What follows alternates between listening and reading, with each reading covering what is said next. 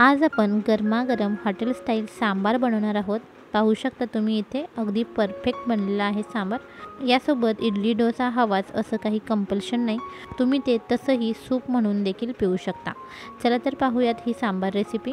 पण त्यापूर्वी तुम्हा सर्वांचं आजच्या व्हिडिओमध्ये खूप खूप मनापासून स्वागत। तुम्हाला जर माझे व्हिडिओज आणि रेसिपी आवडत असतील तर नक्कीच लाईक करत जा, थोडंसं प्रोत्साहन मिळतं त्यामुळे। सांबारची रेसिपी माझी सगळ्यात फेवरेट रेसिपी आहे, कारण हे सांबार तुम्ही एकतर सूप म्हणून पिऊ शकता किंवा भातासोबत आमटी म्हणून घेऊ शकता, इडली डोशासोबत देखील ते खाऊ शकता। चला तर मग ऑल इन वन असलेली माझी फेवरेट सांबार रेसिपी आज तुमच्याशी शेअर करते।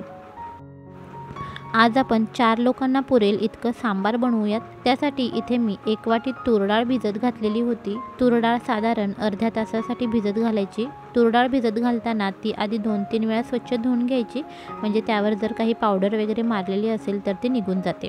तर आता ही तूर डाळ आपण कुकरच्या भांड्यामध्ये घेऊयात। यामध्ये आणखीन थोडंसं पाणी घालते। आता तुम्ही इथे तुमच्या अंदाजानुसार पाणी घाला। तुम्ही नेहमी तूर डाळ शिजवताना जितकं पाणी वापरता तितकं वापरा।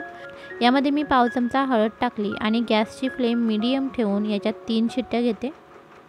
जर डाळ भिजवलेली नसेल तर डाळ शिजवताना त्यामध्ये अर्धा चमचा तेल घालायचं, म्हणजे डाळ लवकर शिजते आणि छान मऊ शिजते। इथे एका कढईमध्ये मी 2 चमचे तेल घेतलं। आपल्याला सांबारसाठी जास्त तेलाची गरज भासत नाही, कारण त्यावरती आपल्याला कट नको असतं। यामध्ये पाव चमचा मोहरी घातली, त्यासोबत पाव चमचा मेथीचे दाणे घातले। 2 लाल सुक्या मिरच्या घातल्या। लाल सुक्या मिरच्या यामध्ये आवर्जून टाका, त्यामुळे हॉटेल स्टाईल चव येते सांबारला। यामध्ये मी 2 चिमटी हिंग टाकला, त्यासोबत 7 ते 8 कढीपत्त्याची पानं टाकूयात। एक मोठा कांदा अशा प्रकारे उभा चिरून घेतलेला होता। तर तुम्ही सांबारमध्ये बघितला असेल अशा प्रकारे उभा चिरलेलाच कांदा असतो, त्यामुळे कांदा उभा चिरून घ्यायचा। कांदा जास्त परतायचा नाही, थोडासा गुलाबीसर रंगावरती परतून घ्यायचा। 1 मिनिटभर कांदा परतल्यानंतर छान गुलाबीसर झालेला आहे कांदा। यामध्ये पाव चमचा हळद घातली। आवडीप्रमाणे लाल तिखट घालायचं। तुम्ही हवं तर यामध्ये हिरवी मिरची देखील थोडीशी टाकू शकता, त्यामुळे देखील छान चव येते। हळद आणि लाल तिखट टाकताना गॅस मंद ठेवायचा, नाहीतर जळण्याची शक्यता असते। यामध्ये 1 मोठा टोमॅटो बारीक चिरून टाकला। त्याचसोबत तुमच्या आवडीप्रमाणे भाज्या टाकायच्या। इथे मी शेवग्याची शेंग घेतलेली आहे, त्याचसोबत थोडंसं गाजर घेतलेलं आहे आणि लाल भोपळा घेतलेला आहे। तर अशा प्रकारे मध्यम आकारामध्ये या भाज्या चिरून घ्यायच्या। तुम्ही हवं तर यामध्ये वांग आणि बटाट्याचा देखील वापर करू शकता। इथे सर्व भाज्या मूठ भरेल इतक्याच घेतलेल्या आहेत, त्यापेक्षा जास्त भाज्या वापरायच्या नाहीत। आता याच स्टेजला 2 चमचे सांबार मसाला घालायचा, त्याचसोबत भाजीपुरतं मीठ घालून हे सर्व व्यवस्थित मिक्स करून घेऊयात। तर डाळीसोबतच भाज्या देखील आपल्याला शिजवता येतात कुकरमध्ये, पण त्यामुळे सांबारला म्हणावी तशी टेस्ट येत नाही आणि सांबारमधल्या भाज्या खायला देखील पानसट लागतात। त्यामुळे भाज्या शक्यतो कुकरमध्ये न शिजवता अशा प्रकारे वेगळ्याच मसाल्यांमध्ये शिजवून घ्यायच्या। यामुळे सांबारला खूप छान टेस्ट येते आणि सांबारमधल्या भाज्या देखील सर्वजण आवडीने खातात। आता यामध्ये मी 4 चमचे होईल इतका चिंचेचा कोळ घातला। चिंच गरम पाण्यामध्ये भिजत ठेवलेली होती, तर साधारण 4 चमचे होईल इतका हा चिंचेचा कोळ आहे। यामध्ये अर्धा चमचा गूळ घालायचा, गूळ किसून घ्यायचा। गुळाऐवजी तुम्ही साखर देखील घालू शकता।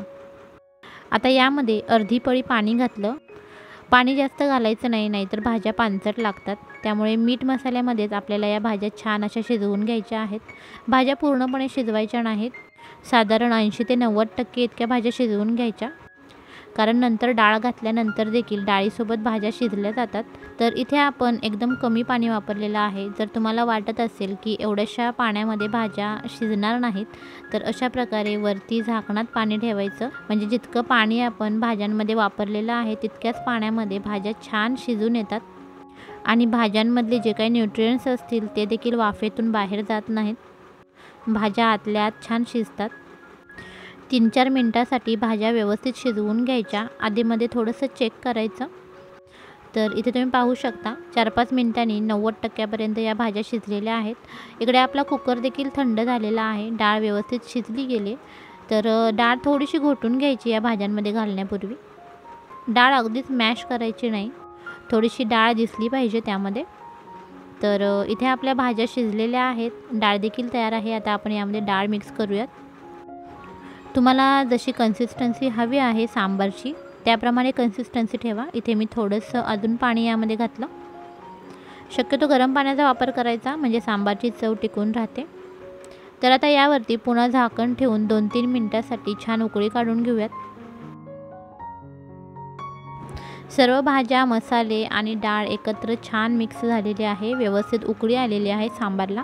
आता यामध्ये आपण चवीपुरतं मीठ घालूयात, कारण मगाशी आपण फक्त भाज्यांपुरतं, भाज्या शिजण्यापुरतं मीठ घातलेलं होतं। वरून थोडीशी हिरवी कोथिंबीर बारीक चिरून घालायची आणि आता पुन्हा एकदा झाकण ठेवून 1 मिनिटासाठी आपण याला उकळी काढूयात। जास्त पातळ नाही, जास्त घट्ट नाही, असं हे आपलं सांबार बनवून तयार झालं। शेवटी यामध्ये पाव चमचा सांबार मसाला अजून घालायचा आणि 1 मिनिटभर याला पुन्हा उकळी काढून घ्यायची। तिखट, गोड, आंबट चवीचं हे सांबार तुम्ही सूप म्हणून प्या किंवा मग इडली डोशासोबत खा। अतिशय चविष्ट आणि पौष्टिक आहे। भाज्या मसाल्यामध्ये शिजवून घेतल्यामुळे त्या व्यवस्थित शिजतात आणि त्यातले न्यूट्रिएंट्ससुद्धा वाया जात नाहीत। तर आजची ही सांबारची रेसिपी तुम्हाला कशी वाटली कमेंटमध्ये ज़रूर कळवा आणि व्हिडिओ आवडला असेल तर व्हिडिओला लाईक करा, चॅनलला सबस्क्राईब करून ठेवा, म्हणजे असेच छान छान व्हिडिओ तुम्हाला पाहायला मिळतील। पुन्हा भेटूया अशाच एखाद्या परफेक्ट रेसिपीसोबत। तोपर्यंत तुमचा निरोप घेते। धन्यवाद।